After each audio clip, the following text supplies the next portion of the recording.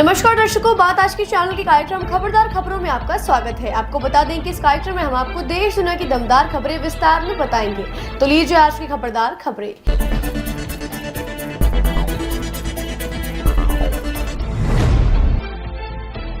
प्रधानमंत्री नरेंद्र मोदी आज महाराष्ट्र के दौरे पर हैं। प्रधानमंत्री नरेंद्र मोदी ने आज वाशिम के पोहरा देवी से जगदम्बा माता मंदिर में दर्शन किए। उसके बाद वाशिम में ही संत सेवालाल महाराज और संत रामराव महाराज की समाधि पर श्रद्धांजलि अर्पित की। उसके बाद शहर की पहली पूरी तरह से भूमिगत metro line Colaba Bandra SEEPZ Mumbai metro line 3 का उद्घाटन किया। मोदी ने वाशिम में बंजारा विरासत म्यूजियम के लोकार्पण के बाद किसानों के कार्यक्रम में भाग लिया। वहां से ठाणे में एक विकास कार्यक्रम में शामिल हुए।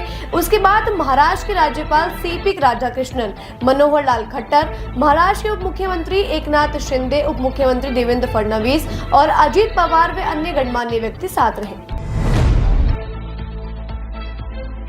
हरियाणा के 90 विधानसभा सीटों के लिए शांतिपूर्ण ढंग से मतदान जारी है। मुख्यमंत्री नायाब सिंह सैनी, पूर्व मुख्यमंत्री भूपेंद्र सिंह हुड्डा, कांग्रेस प्रत्याशी विनेश फोगाट और जजपा के दुष्यंत चौटाला समेत अन्य कुल 1027 उम्मीदवारों की किस्मत का फैसला होगा। सत्तारूढ़ भारतीय जनता पार्टी लगातार तीसरी बार राज्य की सत्ता हासिल करने की कोशिश कर रही है। वहीं कांग्रेस एक दशक के बाद सरकार में वापसी की उम्मीद कर रही है। आपको बता दें, मतगणना 8 अक्टूबर को होगी। छत्तीसगढ़ में पिछले 2 दिनों से चल रहे नक्सलियों के खिलाफ सबसे बढ़िया अभियान में से एक में सुरक्षा कर्मियों ने मुठभेड़ के दौरान 35 नक्सलियों को मार गिराया है। मुठभेड़ स्थल में नक्सलियों के शव बरामद किए जा चुके हैं। बस्तर आईजी सुंदरराज पी ने बताया कि मुठभेड़ स्थल से शवों के अलावा AK-47 राइफल, SLR, एक इंसास राइफल और एक 303 राइफल सहित हथियारों का जखीरा बरामद किया गया है। ये मुठभेड़ नारायणपुर दंतेवाड़ा अंतर जिला सीमा पर अंबुजुमाड़ में धुतली और नेथुर गांवों के बीच जंगल में हुई। इस ऑपरेशन को लेकर मुख्यमंत्री विष्णुदेव साय ने सुरक्षा बलों की सराहना की और कहा, डबल इंजन की सरकार नक्सल समस्याओं को खत्म करने के लिए दृढ़ संकल्पित है। उत्तर प्रदेश के अमेठी जिले में शिक्षक, उनकी पत्नी और 2 नाबालिग बच्चों की गोली मारकर हत्या करने वाले मुख्य आरोपी चंदन वर्मा को पुलिस पूछताछ के दौरान बरामदगी के लिए ले जा रही थी। उसी समय चंदन वर्मा पुलिसकर्मी की पिस्टल छीनकर भागने की कोशिश कर रहा था। तभी उनके पैर में गोली लग गई और वो घायल हो गया। पुलिस पूछताछ में चंदन ने बताया कि घटना के वक्त वह इतना ज्यादा गुस्से में था, जो भी सामने आया उस पर गोली मार दी और हत्या करने के बाद खुद को गोली मारने की कोशिश की थी। यह घटना मोहनगंज थाना क्षेत्र की है। विवादास्पद इस्लामी उपदेशक और कथित मनी लॉन्ड्रिंग तथा नफरत भरे भाषणों के माध्यम से उग्रवाद को भड़काने वाले जाकिर नाइक पर भारत में शिकंजा कसा है। सरकार ने देश में नाइक के एक्स अकाउंट को बंद करने का फैसला किया है, जिससे उसकी सोशल मीडिया तक पहुंच सीमित हो गई है। यह कार्यवाही पाकिस्तान द्वारा नाइक का गर्मजोशी से स्वागत करने के कुछ ही घंटों बाद कर दी गई। जाकिर नाइक 2016 में भारत से चला गया था और मलेशिया में महाथीर मोहम्मद के नेतृत्व वाली सरकार से स्थायी निवास की अनुमति प्राप्त कर वहीं बसेरा कर रखा था और तब से वह मलेशिया में रहकर भारत के हिंदुओं के खिलाफ जहर उगलता रहा है। जम्मू कश्मीर के कुपवाड़ा में सुरक्षा बलों ने आज सुबह 2 बजे आतंकवादियों को मार गिराया। बताया जा रहा है कि आतंकवादी भारत सीमा में घुसपैठ की कोशिश कर रहे थे। सुरक्षा बलों द्वारा सर्च ऑपरेशन के दौरान हुई सुरक्षा बलों और आतंकवादियों के बीच गोलीबारी में 2 आतंकवादी मारे गए, जबकि 3 से 4 आतंकी भागकर कहीं जंगलों में छिप गए हैं। जम्मू कश्मीर पुलिस और सेना की संयुक्त टीम जंगलों में उनके छुपे होने के पता लगाने में जुटी है और पूरे इलाके को घेर लिया गया है।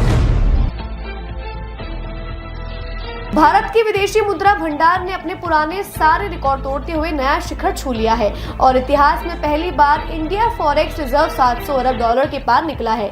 ये लगातार 7वां ऐसा सप्ताह था जब देश के फॉरेक्स रिजर्व में जोरदार उछाल देखने को मिल रहा है। RBI द्वारा जारी आंकड़ों पर नजर डालें तो भारत में विदेशी मुद्रा भंडार में 12.588 अरब डॉलर की वृद्धि दर्ज की गई है, जिसके बाद यह बढ़कर 704.885 अरब डॉलर के स्तर पर पहुंच गया है। यह आंकड़ा भारत के फॉरेक्स रिजर्व का ऑल टाइम हाई लेवल है।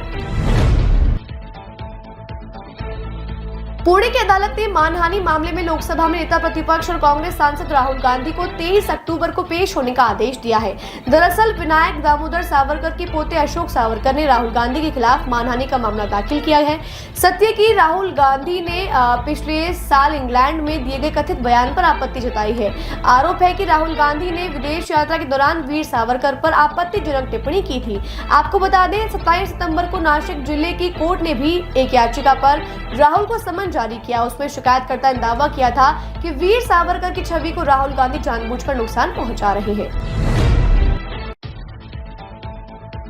हरियाणा विधानसभा चुनाव में वोटिंग के बीच ऑल इंडिया कांग्रेस कमेटी की महासचिव और सिरसा सांसद कुमारी शैलजा ने फिर मुख्यमंत्री का राग छेड़ दिया है। उन्होंने कहा कि सीएम पद का दावा एक दो बार नहीं होता, दावा दावा होता है। यह बयान उन्होंने सिरसा की बूथ नंबर 111 अर्बन एस्टेट में मतदान करने के बाद दिया है। शैलजा ने कहा कि अगर कांग्रेस जीतती है तो सीएम का चयन पार्टी आलाकमान करेगी, लेकिन उन्हें नजरअंदाज नहीं किया जा सकता। उन्होंने कहा कि वो एक वरिष्ठ नेता है और उनका वजन इतना है कि उन्हें शीर्ष पद के लिए सबसे आगे माना जा सकता है। पूर्व सांसद अशोक तंवर के पार्टी में आने पर उन्होंने कहा आना जाना लगा रहता है। उनके इस बयान से कांग्रेस आलाकमान फिर सकते में आ गए हैं। आतंकी फंडिंग को लेकर एनआईए का बड़ा एक्शन सामने आया है। जम्मू कश्मीर के साथ ही महाराष्ट्र के कई स्थानों पर एनआईए और एटीएस की छापेमारी चल रही है। छत्रपति संभाजी नगर, जालना और मालेगांव में छापेमारी हो रही है। एनआईए ने 5 राज्यों के 22 जगहों पर आतंकवादी फंडिंग के मामले में केस दर्ज किया था। इसी कड़ी में यह छापेमारी की जा रही है। छापेमारी के दौरान जालना से 2 लोगों को और मालेगांव व औरंगाबाद से एक जने को हिरासत में लिया गया है।